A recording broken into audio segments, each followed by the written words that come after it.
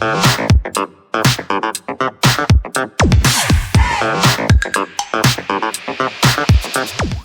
y'all, it's Amy. Welcome back to Called to Be Different, Reflecting Christ. Today we have a very elusive and special guest, Jackson.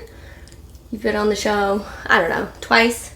Maybe. And then we did like a live stream thing with the Zealous Den. That's true. And so yeah, that's it. He's made 3 cameo appearances and he's hard to book. I'm not gonna lie. He refuses to like come on. He'll say, yeah, I'll come on. And then 5 minutes later it's like, do we have to? It's a lot, but it's worth it. You know? It's a lot. It's literally us like sitting down and having a conversation on a couch. Well, yeah, but yeah, it's hot out there right now. Okay, we're in Charlotte, North Carolina, and it is well into the 90s out there every day. And that's true. If I haven't been trying to get you for the last 6 months when I don't know what you're it talking about. 90 degrees, so. It was close right. enough. The humidity. Yeah, I mean, it is rough. Honestly, like, I don't even go outside. The kids, like, me and the kids open the door. I'm like, shut that door. Shut the door. Yeah, it's bad Get back inside. It's bad right now, but. Okay, so. Couple more months. I had this really cool idea. It's not going to be that exciting tonight because, honestly, I'm kind of brain dead being pregnant and all, and it's kind of late. Mm-hmm. But I have, like, 4 little topics. Nothing too serious for our first attempt at this. But Jackson gets to pick the topic, and then we just are going to talk about it. Oh, my goodness. So we'll see. Of course. What? Baptism and regeneration and the Calvinist view. Oh, the Calvin. No, so that was like a note for me because I have a question on that. Okay, so I wanted to talk about baptism. And I know, like, we recently watched the podcast debate where, is that what it's called? I don't know. Anyways, it was a debate between Joe Heschmeyer and Ryan from NeedGod.net. And honestly, Joe crushed it. Oh, yeah, it was awesome. So sad to watch that debate. Like, yeah. I honestly don't know how you can, like, hold to Ryan's beliefs. It just doesn't align with anyone in the early church. So it's kind of ludicrous to me. What sucks about Ryan for me is because, like, Ryan is like it's still a lot of people, but they would still consider it the minority view.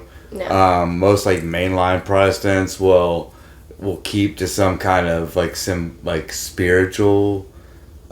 Symbolic version of baptism, but yeah, Ryan's version is out there. It's actually probably predominant around where we live in the South, but yeah, it's not like a normal Protestant view. It's just it's like anything that looks like a work is somehow. Yeah. Anti-Christian. Yeah. Something's wrong if you're like looking at the earliest church and like what did the first Christians believe and what did they teach? And if it doesn't align with you, you should probably be looking at it like those are a lot of red flags. Maybe I need to reconsider what I believe. I totally agree, but yeah, I mean that's Ryan's thing was what was the line that he used? We use the Bible, yo. Church fathers, no. Oh yeah. And it's like the most cheesiest thing in the world. And then you learn how old he is, and you're like, what? Yeah, right. And I'm like, man, like. I feel like that's like a line for like a 7-year-old. Well, it's just a clear indication that you're avoiding how most people, including the people that were taught by the apostles, viewed the scriptures. That's what you're doing. You're like you're basically just saying like, oh, they all got it wrong. I read Paul, and that's all he does is cling to Paul and to the Bible and the scriptures. And really, what he's doing is clinging to his translation, and that sucks. And it's like people like him will say that oh, he just read the Bible, but the truth is he was taught by somebody.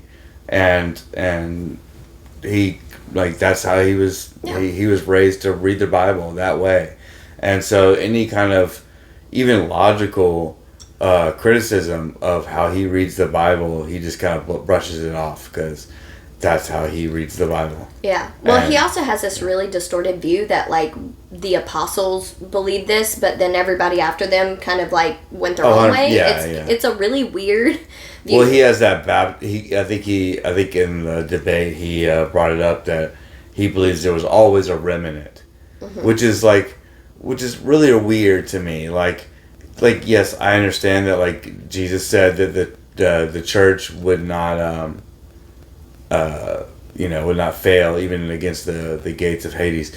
But to say that means that, like, that, it's just this extreme minority that will make it all the way until...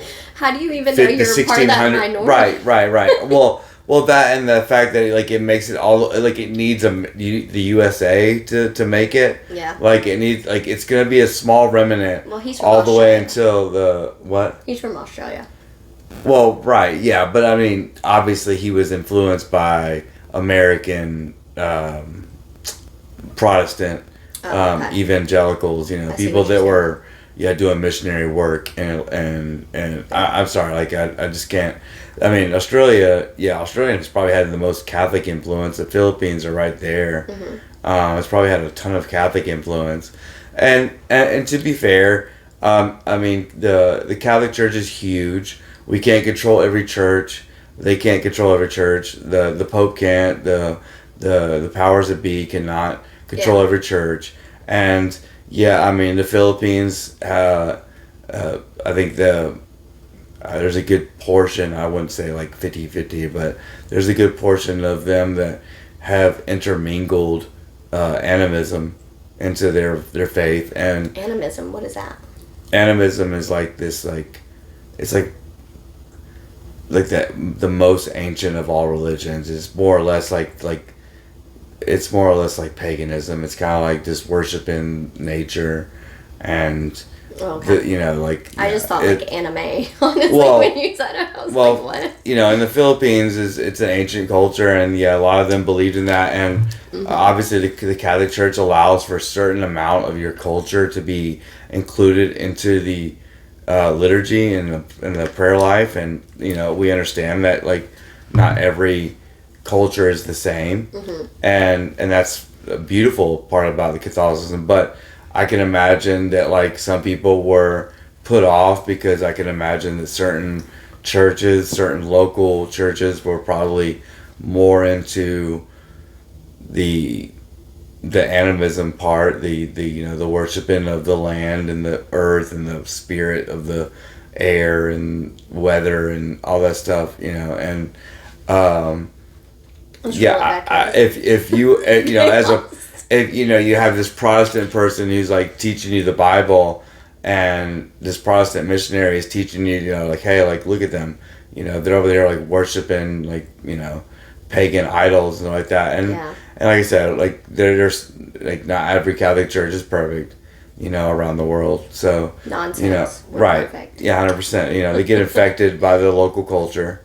Well, you're also dealing with nothing but sinners, so I mean, we're not. Right, that's true. We're never right. Yeah, and it's just it's a huge oversight. I mean, we're talking about a global church, which no other church can do. Yeah. Like the Orthodox can't claim every nation. No other church can claim every nation of the Catholic Church, and really, what God asks us to do. I wanted to talk about with this, honestly, because I feel like we're going down a rabbit hole. That's true. But yeah, we're going. I didn't really want to. Well, we're talking about the debate with Ryan from Niga.net, and just how, like, like, that's the idea that it's like it's completely symbolic. It's completely just like something you do after faith is a pretty minority view. But even in, like, mainstream Protestantism, like Presbyterianism and stuff like that, they'll say it's necessary, but none of them will really give it the true I don't know, respect that it deserves, because it really is a means of grace. It's a means of joining the body of Christ, and it's the normative means. It really is. I mean, yes, it's there are ways God can work outside of that sacrament, but I wouldn't bet on it. Now that I understand the scriptures, now that I understand the fact that there's like, what is it, like 38 verses, something like that, about baptism. There's a ton. Yeah, there's a lot. It's a lot of verses about baptism, and the idea that it's like that it would be brought up that much, and it would just be this symbolic thing that you do after faith. It just seems stupid. It wasn't symbolic to the Jews in the old covenant. It wasn't symbolic. Right. Like they physically had to get circumcised, and that is how they were brought into God's family. And so this is something that we actively do. That it's not just a symbol. It's something that is actually happening to us.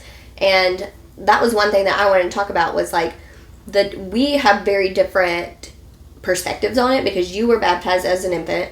I was baptized as a believer's Baptist. Sure. And so I kind of wanted to talk about that more so than the debate. I think everybody pretty much touched on it, and I think we all know who won.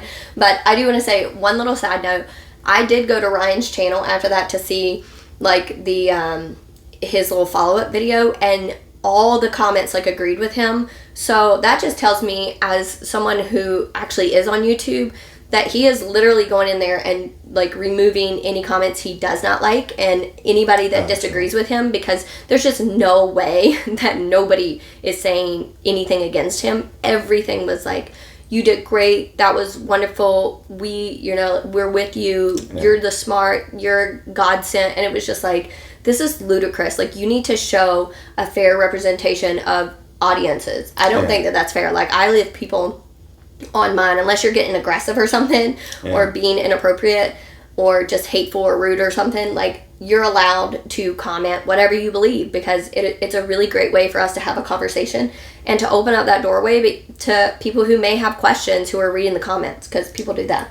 But, sorry, I get off on tangents too. It's all right. Yeah, it's fair. I mean, we should just pray for Ryan, pray for him to grow in his faith, and to understand that maybe he just misled about like how we A, have the Bible, and B, like what it takes to be saved, and the normative means of grace, and the sacrament, how important sacraments are. So. When you're on the internet like this, like, you can become super, super prideful, because it's like you have these people backing you up, sure.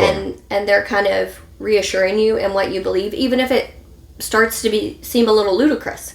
That maybe Joe pointed out things to him that maybe did trigger in his mind, but he's not going to hear it, is what it seems like to me, because, he's just going back, and especially if he's filtering his comments and stuff like that, and just trying to even, like, not even read people who are disagreeing with him, and not even hear somebody out. That's not healthy. Like, we should hear somebody out, even if at the end you go, okay, I heard you out, and you're still crazy. Like, to him, yes, I guess you could say, like, he did the debate, but it was almost like everything Joe said, it was like, oh, that doesn't matter. And then he got to the point where it was like, even this is not even scripture. So he started throwing out scripture. And I'm like, whoa, now we're getting super crazy. So that debate was crazy. But back to what I wanted to talk about.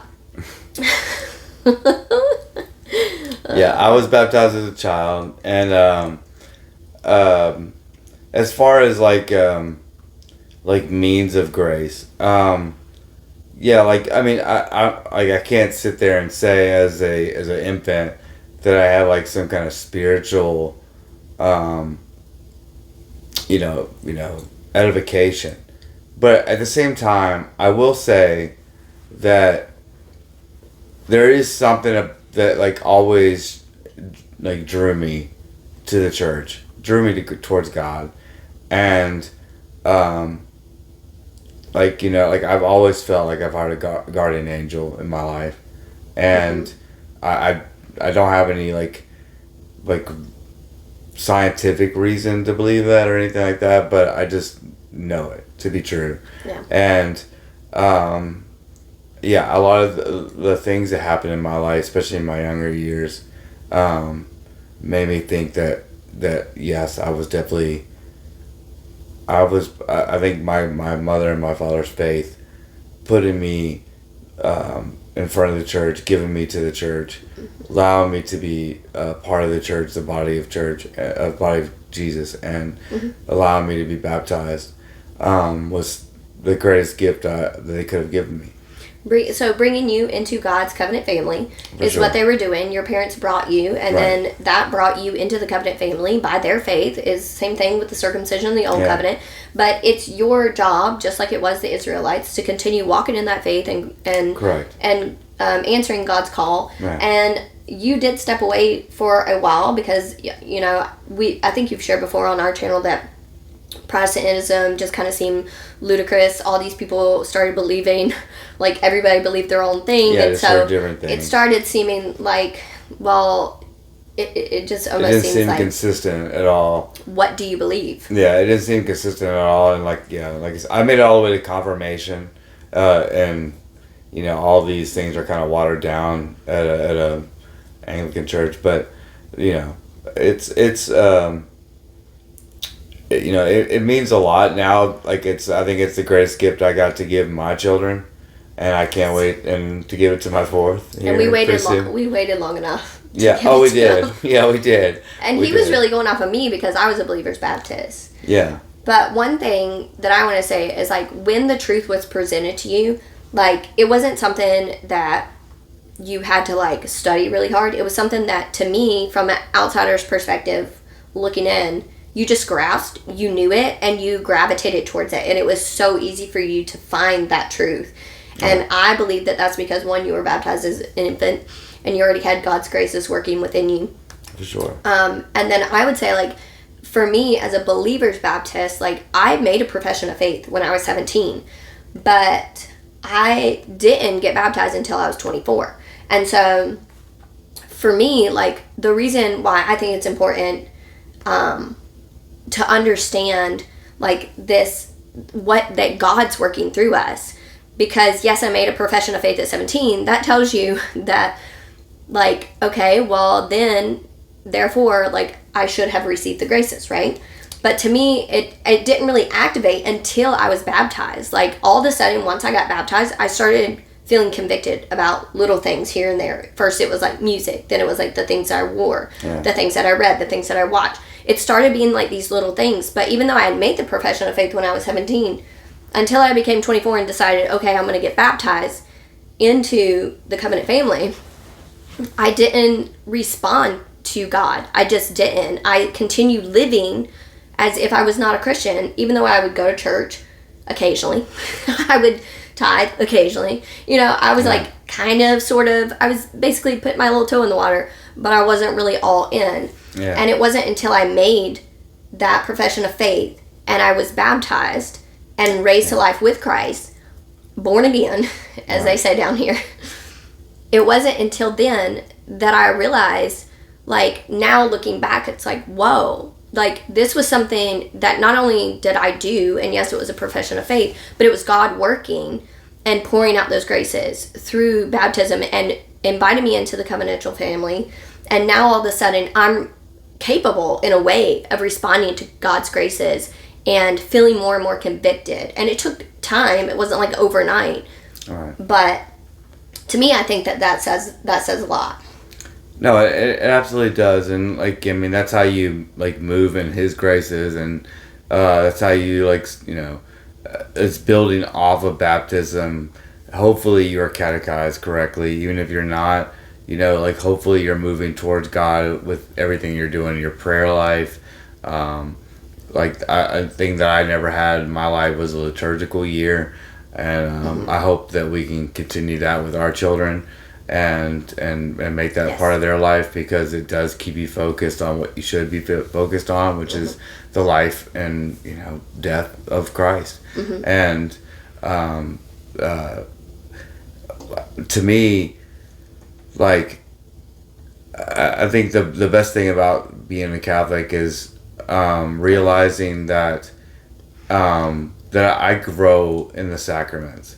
Yes. Like that, like I love God. I'm always gonna love God in my heart, but I'm fallible, and I mess up and I slip up, and to continue picking myself up, going to Mass, putting it all up on God and asking God's forgiveness, going to confession, telling my priest, or any priest really, that, like, hey, I ask for my absolution from you as as a man of God, as a man of the cloth, and to do all those things in a humble reverence, builds you closer to a real relationship with God. Yeah. I always we got taught by especially a lot of evangelical churches that it's all about a personal relationship with God, but I'm just like all we ended up doing was just going to Sunday service, because that's what it was, Sunday service. It wasn't mass, but Sunday service, and it was really just a social meet, a group, and I would get frustrated to the point, we would go to Sunday school afterwards, and we would drop our kids off at their classes, and then we would go to the adult group, and I mean we would leave every Sunday, and I'm like, everybody just says the same stuff. It's well, that's why you give it to Jesus. And it was so frustrating, because it's as somebody who wants to dive deeper and learn more, it seems so surface level. And I know that not all Protestants are doing that. Some are diving deeper. Yeah. But it just seemed like a very lukewarm Christianity for me. Yeah. And it was great. They loved Jesus. I'll give them that. Yeah. But were they in love with wanting to become like him? I don't think so. No. And like I said, the way they treated baptism at our church specifically, like I said, I don't want to call anyone out or anything like that, but it was 100% just... It was a joke. That's true, but it was just very extremely symbolic. I filmed them. Right, it was just and it was go down to Tractor Supply, get you... Yeah, I mean, that's fine. Hey, the way you get baptized, whatever. God's going to pour out the grace. The means don't matter, but the mindset does. And to treat it like it's just this thing we do to show how that we've just decided to be Christian, it just, you're taking away probably one of the greatest gifts God has ever given us.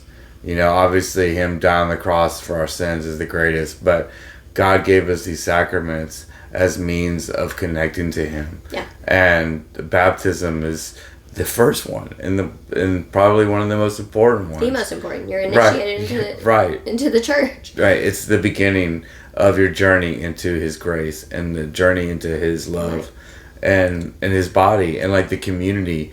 It's, and that's what's frustrating about the Protestants that say all Catholics feel like they have to work out their salvation or something. And it's well, you do have to work it out very internally, and St. Paul says that. Correct. But at the same time, it's Catholics agree with Protestants that it's all God's grace. We wouldn't have confession, we wouldn't have the Eucharist, we wouldn't have any of these sacraments if it wasn't for God. So God gives us the grace, He gives us the gifts, and we continue to respond to them. It's a relationship.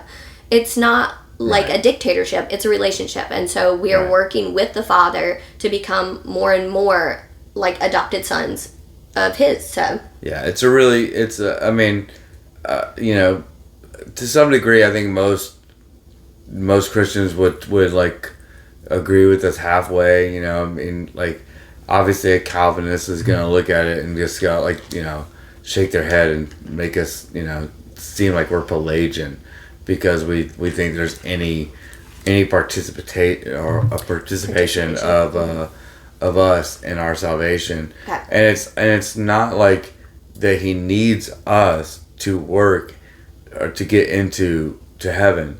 It's not that way. It's just that to not make us a part of it would take away all the relationship part of it away. It wouldn't be a relationship.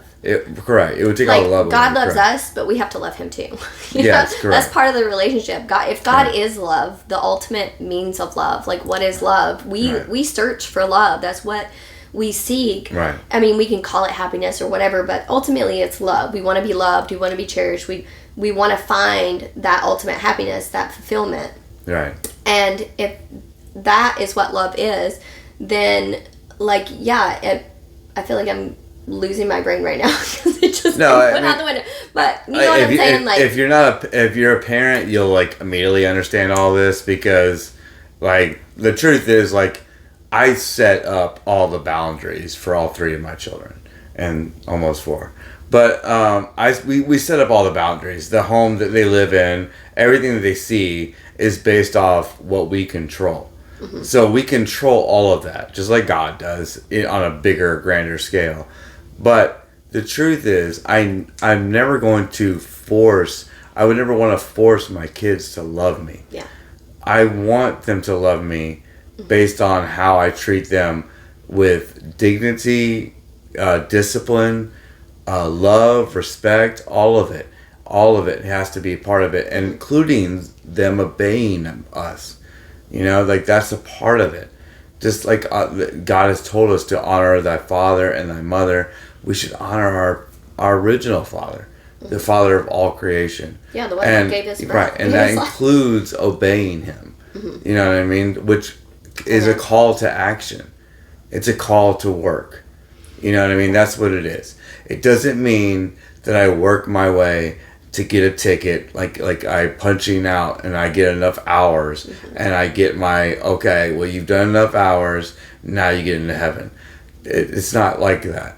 It's just like I would treat my son or my daughter. They couldn't do a certain amount of things for me to love them or respect them. They have to obey us and be the people that we raise them to be. Right. We love them more. That's it. I'm kidding. Right. But I'm just saying. We love them more when they obey. I'm kidding. Well, we do. And it's not just obey like as in some kind of slave mentality. It's obey like and like the way they should live their life. When they decide, like, should I hit my brother because he pissed me off? Or should I just, like, forgive and forget? Because I've had that same emotion recently as well. Because they all have. They've all hit each other or got mad or jealous and wanted a toy from each other or whatever. And so, like, the choices they make are based off the choices we make or tell them to make or teach them to make. And if they obey... the law that we put down. Correct. And Jesus clearly gave us a law. And to not obey it is to squander one of the greatest gifts you could ever get. Is eternal salvation, eternal bliss, eternal... to be with your Creator, to be with the one that's actually going to give you that fulfillment, that happiness, that love that your heart desires, because you were made in His image and you were made for Him. Right. And some people take that as like, well, I don't want to be a robot or whatever, I'd rather go the other way. But ultimately I think those people, they're going to get to wherever they go. I don't know if it's like you even get to see the gates. I'm not sure how it works, but they're going to get and be judged by God. And during those days, I think during that moment, I guess I should say, like, I just know that they're going to regret not choosing Him, because how could you not? How could you not? And it starts with baptism. Yeah. So it does. I mean, the whole process starts with baptism. And baptize your kids. Right. Absolutely. Absolutely. And like I said, the original Protestants, like Martin Luther, Calvin, all baptized their children. And then, you get, Zwingli and your Anabaptists, and then the founders of America, the Puritans, really, who, took the Anabaptist view of, it was a symbol that you have been born again. Yeah. It's something that you submit to after you are given the faith. And, to me, I don't understand, like, why Jesus would come all the way this way just to tell us to go do a symbol. It just seems so silly. Yeah. Like, you're only here for 33 years. You're only going to preach for really, 3-4 years? Was it? Yeah. About 3. Yeah, about 3. So to come down and go, I'm going to give you this completely symbolic, utterly meaningless, ultimately meaningless symbol to do after you're given the faith. No other reason other than just to do it. Just to dip your head in water. Like, it doesn't make any sense. To me, it's clearly a God's given grace. And you're right, without God, it is just dipping your head in water. Or getting someone to dip water. I mean, we're not God. What do Protestants expect to happen? Like, are we gonna give ourselves a miracle? Like, no, I mean that's what baptism is. What do they say? It's a plea. It is a plea for a good conscience. Yeah, right. Is that what it is? Right. I don't know. Yeah, washes away original sin. I know that. But it's the begging of a clear conscience, dude. That's really what it is. It's you're literally a requesting of God's work. Yeah. It's not our work, and I think that's what a lot of Protestants are stuck on, is because they just see it as a man-made work. And I'm like, you're right. If it was just the water splashing against your head, then it would just be a bath. And Peter clearly makes it very clear. It's not a bath.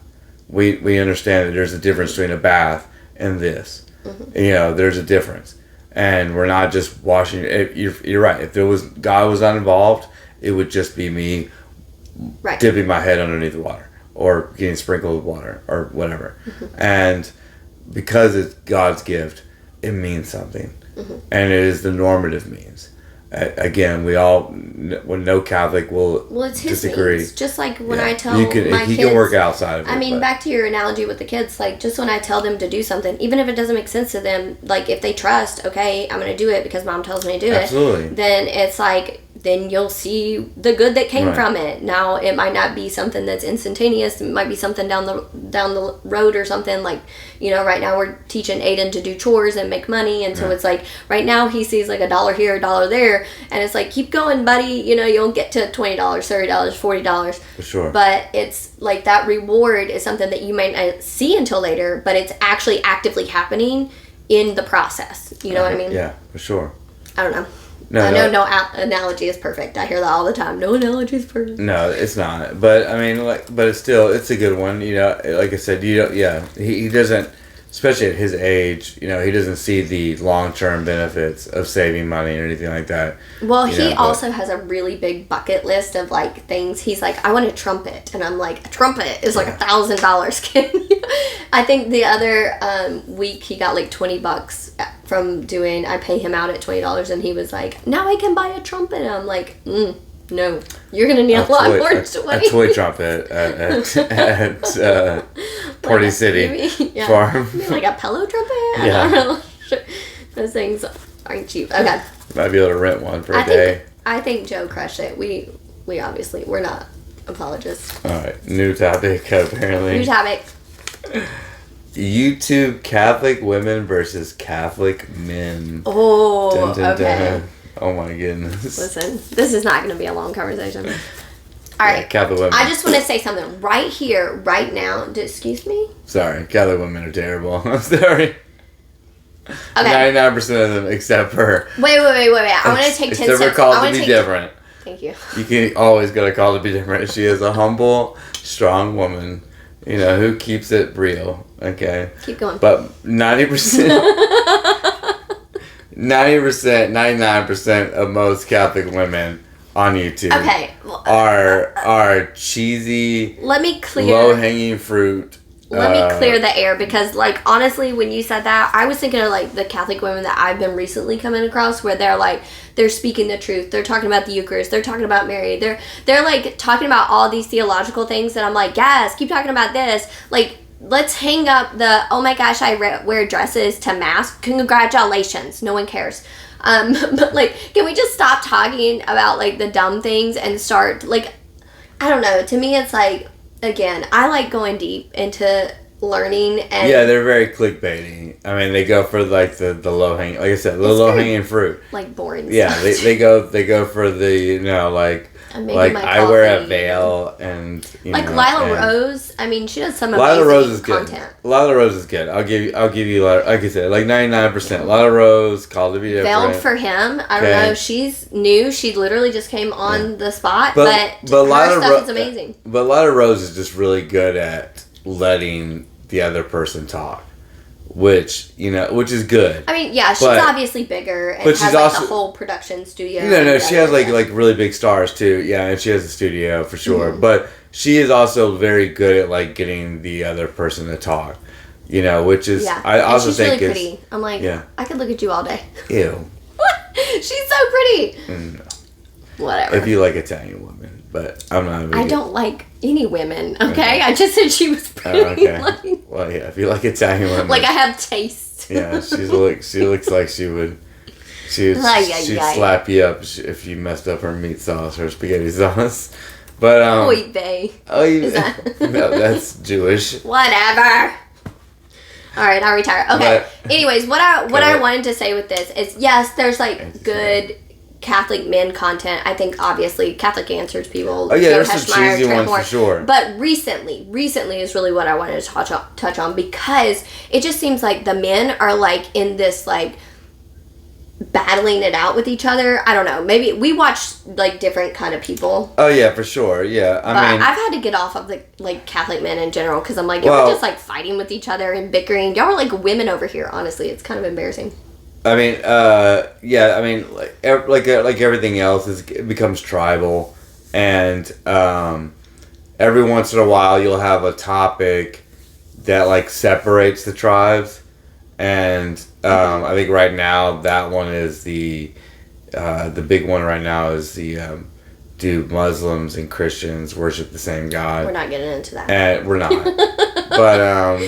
but yeah, like that's like the big one, and like people are going, even Catholics are going at each other over, you know, whether or not that's Catholic dogma or it's not, or is it something that we should agree with or not? And it's I don't know. It's really lame, and I can't wait for. I told her like the other day I couldn't wait for this topic to be done with. One, because I think it's really trite, but two, and I think it's obvious. Like the answer. Regardless, we're not gonna get into it. Hard. We're not gonna get into it. But I think it just, regardless, I don't think it matters. You know what I mean? Like I said, like they obviously don't worship Jesus. So the more that I think about it, like when I wrote that down, I was thinking probably basically of me, but just kidding. Like I said, ultimately it doesn't matter. I was thinking of like the newer ones. They don't worship Jesus, and that's who they should be worshiping, and so we should be evangelizing to them. So it doesn't matter to me. I don't matter. It doesn't change anything if I think that they are truly worshiping the Abrahamic God. It doesn't change anything. They clearly got it wrong. Yeah, we're not getting into like the whole debate. I'm getting into like how do we, go move forward, which is they clearly don't worship Jesus, so they still need to be evangelized. Yeah. You know what I mean? So that's all I really care about. If I end up talking to a Muslim, I hope I'm prepared. I pray that I'm prepared to be able to convince them, or to at least give a convincing argument. Yeah. Whether or not I convince them on the spot or not is probably not going to happen. Like they're way closer to the one true God than Scientologists or something. Or Mormon, or Mormons, whatever. Name any religion. Right. But they're obviously one of the closest. Absolutely, right. So it's just like, it's a silly argument that doesn't really solve anything. At the end of the day, like the real issue is Jesus Christ. That's the real truth. Mm-hmm. They see Jesus Christ as a great prophet, and he was amazing and everything, but he was just, and they literally believe he's the Messiah. They just don't believe he's God. Yeah. And that's obviously an error. So we have to do our best job as we can to convert as many people we can. I really was thinking that recently Catholic women, I feel like there's been a lot of newer ones that are coming up that I'm like, good for you. Well, I think it feeds it to me because I'm a woman, probably. And you get a lot of like men, like he'll get some and I'm like, who's that guy? But they're like really deep into I get a lot of trads, and I'm not like super trad. I definitely I probably lean towards more a traditional Catholic. I don't like some of the drama that trad Caths like love to dwell over, especially like this recent topic. But yeah, if I had to say, I would say that most women on there are they're talking about the basics, and there's nothing wrong with that. Like they're, to be honest with you, I think Trent Horn is on that same level. I think Trent Horn is, and like guys like him are like even Jimmy Akin to some degree are like entry level apologetics that that you're like, I'm interested in learning about like where Christianity comes from and the history of it. Listen to Trent Horn, listen to Jimmy Akin, and a lot of these women are out there doing some great work. Like I said, like to me, at this point, I really want to learn like the real history, like the real documentation, and the real dogmas, the real papal encyclicals and stuff like that. I want to go into it and I don't see a lot of women. Can you give me the footnotes so I don't have to read everything? I don't see a lot of women getting into that, and that's fine. It's boring, it's tedious, and I understand. But I mean, I don't know. I don't think that's kind of stuff's boring. I just guess right now I'm kind of into like reading the saints and stuff like that. So I'm not quite. No, which is great. That deep into it. I think you are, but I think in a different way. I think, and I learn a lot from you because the truth is, like, I love. He knows. I'm like, I think what made me lean towards Catholicism is the history, and that's who I am. I'm a realist. I've always I've always kind of steered away from Christianity. One, because at least in the Deep South, that it just seems so unintelligible. Yeah. And now I realize that there's so much reason behind it and so much thought behind it, and there are so many theologians behind it that to me the smartest guy in the room is a Christian, and Christian or a Catholic. Well, generally a Christian, but specifically a Catholic. I'm just talking about like in the room of like our secular world. Which is, has, especially in our age, in the 90s, it was moving towards the neo-atheist movement. Yeah. And God's not real and all that stuff. And like, there's no proof of God. And, like you're right. That's one thing that's very interesting to me is like some of the most brilliant minds, especially for like science in general and like education and, just pretty much everything across the board were Catholics, and I'm like, whoa, I didn't even know that. Like, I didn't know that the Vatican had telescopes and stuff like that. Like, that's really cool to know. Oh yeah, it's awesome being it is good for us. We don't run away. We don't run away from. We don't like close our eyes and plug our ears to science and to New Age thing. We just all that does is help us further understand Revelation. That's it. And Job. Well, it doesn't keep us away from Revelation. If you've read Job, where God's like, "Were you there when I set the foundation or the pillars or the whatever?" And he goes through all that, and it's like there's so much. Right. There's so much math, and our Creator was a mathematician. I think I heard Bishop Barron say. Like I said, we'll continue to look and try to give explanations to everything, but when you look into any of the major theories, there's a reason why they're still theories, because we don't have brute facts on a lot of these things. They're all just assumptions. Speaking of theories, we'll see if you get the one that would go with that one. That would be perfect. Oh my God. Why redeemed Zoomer likely will never become Catholic. Okay. Theory series. Oh theory series. Okay, so we both have a theory. There's no theory. It's completely fact. 1000%. Okay, so I brought this up to Jackson. Who was he talking to? I don't remember. He was talking to... he was going through his... basically, like, convinced me to be a Catholic within a month. Or whatever. He was going through that whatever series. He called it. I don't know. Deep dive. And I just immediately, told Jackson, I was like, he's never going to become Catholic. I'll give you 2 reasons immediately. Is because he's literally trying to become a priest. He said this, I think it was on the... Or not a priest, I'm sorry, a pastor. On the Catholic Christian or something like that. I think on his... Yeah, he's going to seminary to be a Presbyterian pastor. I call it a podcast. It's not a podcast. It's a YouTube channel. I don't know why I keep calling it a podcast. Well, whatever. But anyway, so he's going to be a pastor. Yeah. And it was like, I just told Jackson, I was like, immediately, he's already got one nail in the coffin because, he's married. So he's not going to be able to become a priest. And he's also... already looking into careers, and so that's his livelihood, and he's starting a family. He's so young. So I was like, I just feel like if that was me walking into that, I'm gonna try and find every little issue with what I'm looking into, because if it's true, then basically I gotta start over and find a new career and he's a really smart kid, but but like I said, other than the Calvinism, I don't get that.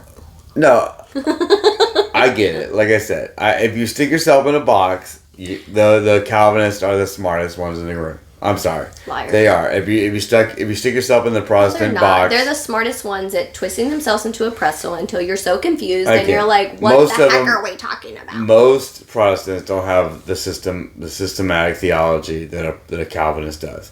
The Calvinists have an answer for everything. It's not good answers. They're not good answers, but they have an answer for everything. Regardless, the point is, like I said, he's a really smart kid, but yeah, he is definitely called to be a father, and he's definitely called to be a husband, and that doesn't work with his dream to also.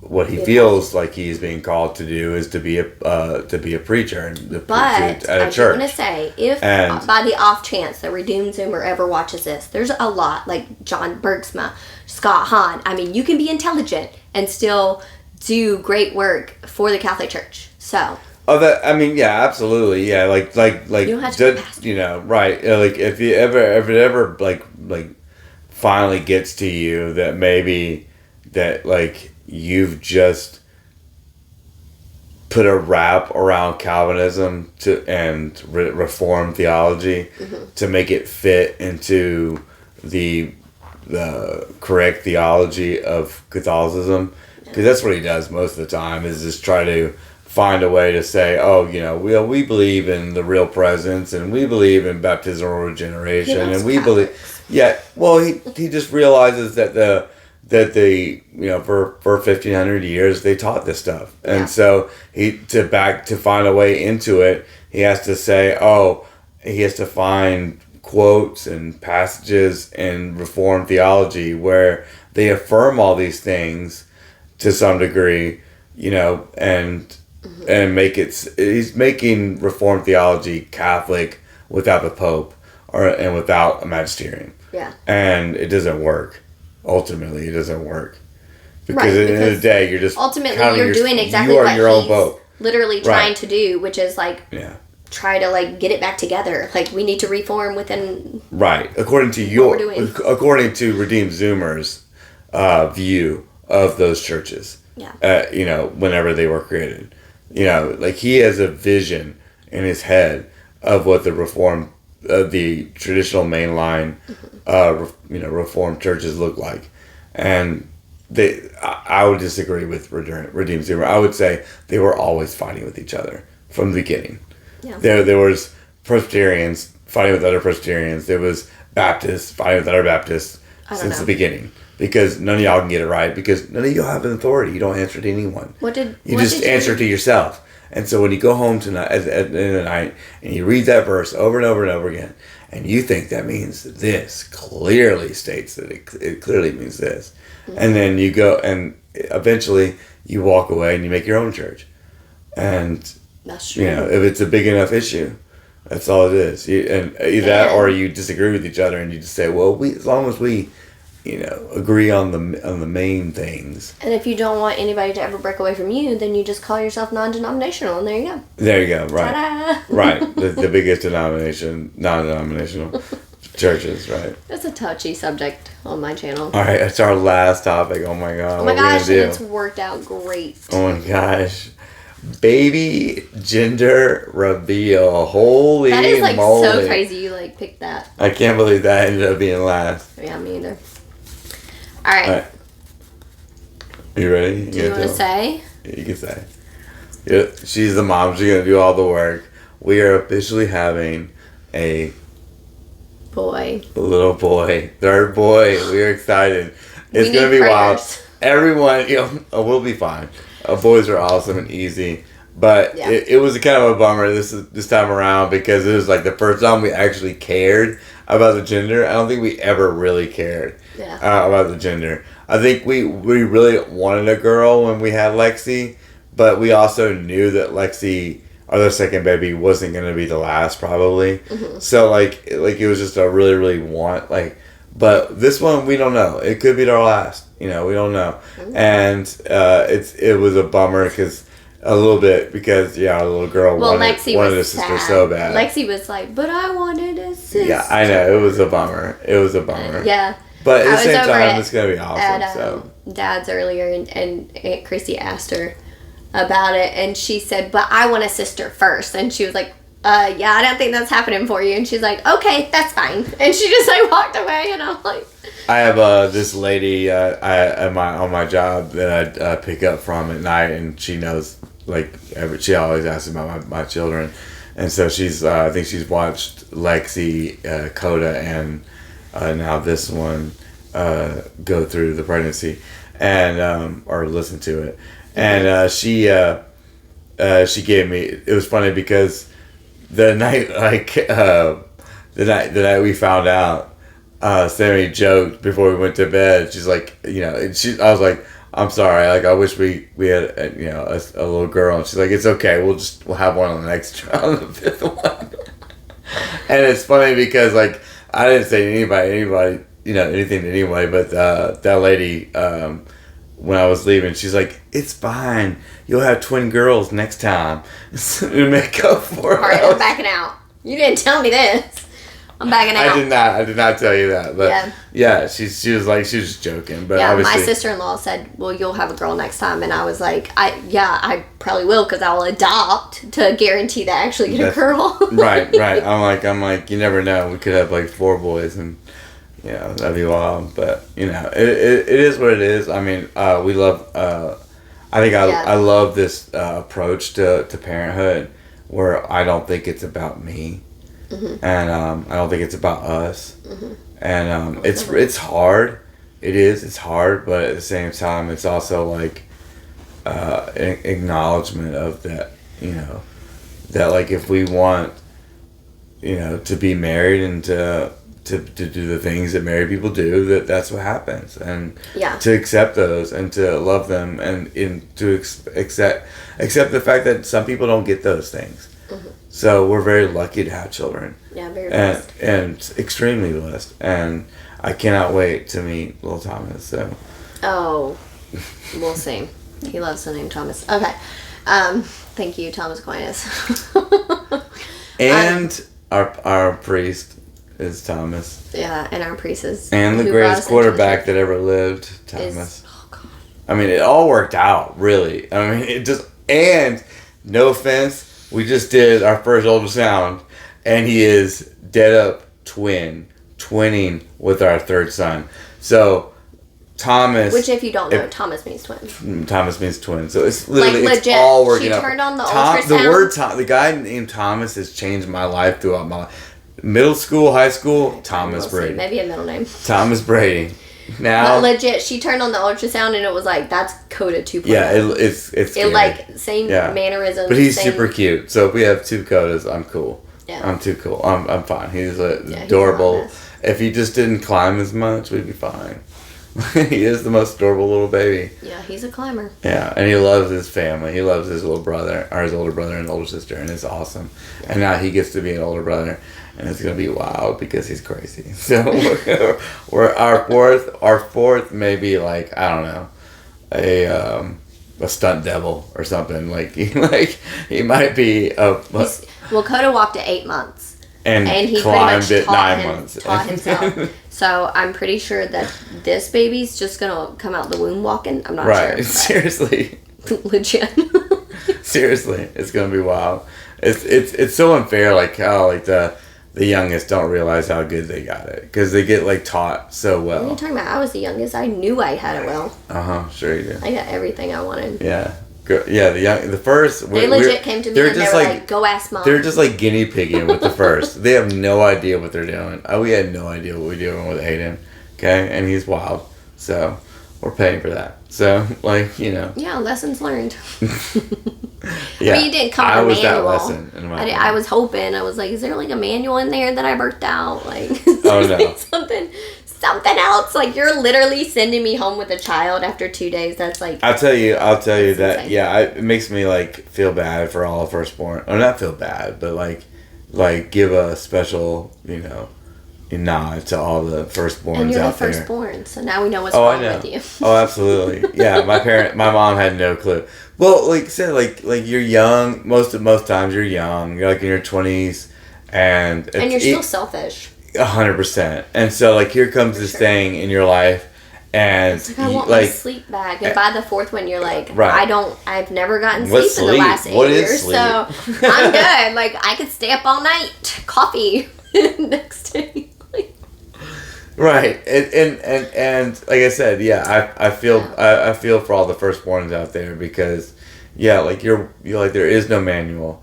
And, yeah, I got to give it, like, I give it to my mom and dad. Like, I will say, I know that it wasn't easy. When you're that young, you don't. Unless you had twins, though, like, the firstborn, like, I literally, how old was Aiden? He was maybe 6 months old, and I literally made him, or maybe a year, I don't know. I made him an entire scrapbook. Like, Lexi's pictures for her scrapbook are still in her closet. Coda, I haven't even, like, printed his pictures yet, so yeah, you're spoiled rotten, but like I said, again, you're also, you're also working with parents who have no idea what they're doing. Yeah. So, it doesn't matter who you are, but, you know, unless you just happen to be, like, a professional, I don't know, babysitter, professional child care development person or something like that, like, you have no idea what you're doing. It probably didn't help. And even then, those people probably don't have no idea. Like, it's easy to raise someone else's kids, like like at a daycare. It's a whole different game when it's your children, and you're like that's me. That's a part of me, and in front of you, and like it's a whole different ball game. And yeah, so. You know, it is what it is, and I'm excited. We're going to have 3 little boys running around. It's going to be nuts. It's going to be very manly around here. We're going to be... It's going to be tool time. Oh my gosh, I didn't think of that. It's going to be tool time up in here. And, that makes sense. That's why I do all the construction.